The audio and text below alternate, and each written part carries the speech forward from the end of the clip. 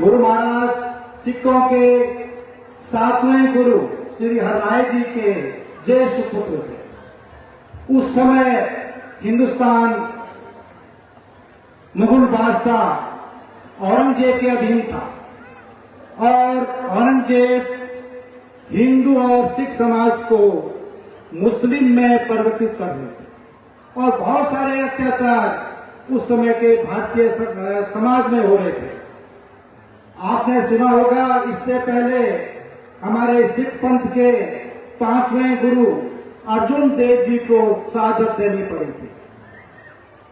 इसी कड़ी में औरंगजेब ने सन 1661 में दिल्ली दरबार से 7वें गुरु श्री हरराय जी को हुक्म भिजवाया अम्बेर राजस्थान के उनके द्वारा कि श्री गुरु हरराय जी को दिल्ली दरबार बुलाया जाए। लेकिन 7वें गुरु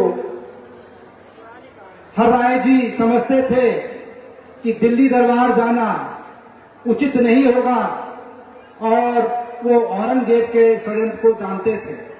उन्होंने वहां जाने के लिए मना कर दिया। लेकिन वहां पर उनके ज्येष्ठ पुत्र श्री गुलाम राय जी महाराज बैठे थे। उनकी उम्र केवल 13-14 साल थी। उन्होंने पिताश्री से निवेदन किया कि हो सकता है कि औरंगजेब क्या पता हमसे मैत्री चाहता हो और अच्छे संबंधों के लिए हमें बुलावा भेजा हो। तो उन्होंने निवेदन किया पिताश्री से कि आप मुझे आज्ञा दे दें। गुरु हरराय जी ने श्री गुलाम राय जी महाराज को आज्ञा दे दी और हम सब जानते हैं गुरु राम राय जी बचपन से ही चमत्कारिक सिद्धियों से युक्त थे।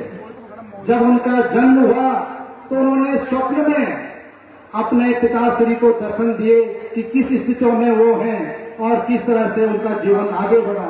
उसके बाद जो उनकी दाई थी, कुर्मो दाई, जो अंधी थी, आंखों से लाचार थी, जैसे ही उन्होंने दिव्य इस बालक का गुलाम राय जी महाराज को छुआ तो उनके आंखों में रोशनी आ गई।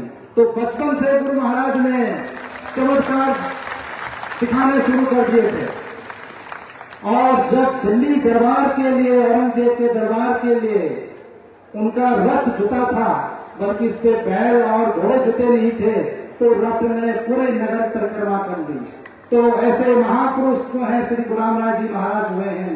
तो हम एक ऐसे महान योगी संत के जन्म दिवस को मनाने के लिए यहाँ पे सब एकत्र हुए हैं। आप सबका स्वागत है। तो आप जानते हैं कि औरंगजेब के जो दरबारी थे, उस समय का जो शासन काल था बहुत अत्याचार से भरा हुआ था और हिंदू समाज में बहुत हताशा और निराशा थी। तो जब गुरु महाराज जो है औरंगजेब के दरबार में पहुंचे तो वहां के जो मौलवी थे, दरबारी थे, उन्होंने कहा कि आप तो सिद्ध गुरु घर से आए हैं। तो उनकी बहुत तरह से परीक्षा ली। तो गुरु महाराज ने वहां पर 72 चमत्कार दिखा दिए।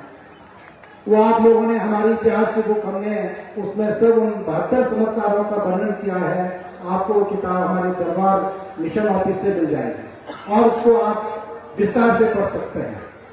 जब ये सारी चीजें वहां पे हुई तो औरंगजेब गुरु महाराज के चमत्कारों से बहुत प्रभावित हुआ और उनको हिंदू पीर और कामिल फकीर की उपाधि दे दी।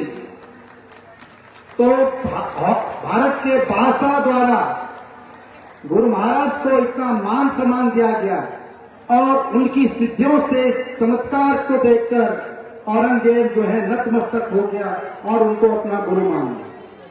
जब ये बात पंजाब गुरु हरराय जी को मालूम चली तो सभी गुरुओं का ये मानना था कि ठीक है, आपके अंदर सिद्धियां हैं, लेकिन इसका चमत्कार, इसका प्रदर्शन नहीं करना चाहिए।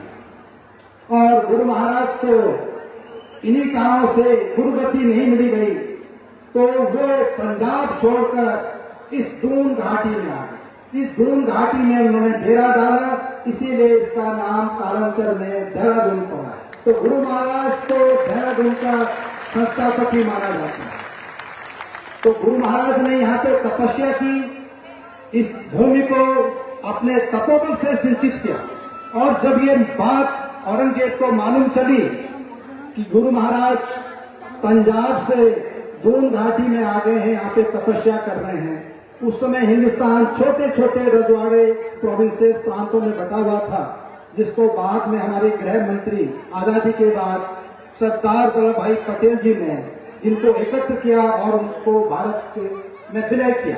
तो यहाँ पे टिहरी रियासत थी, उसके राजा फतेह शाह थे, तो उनको औरंगजेब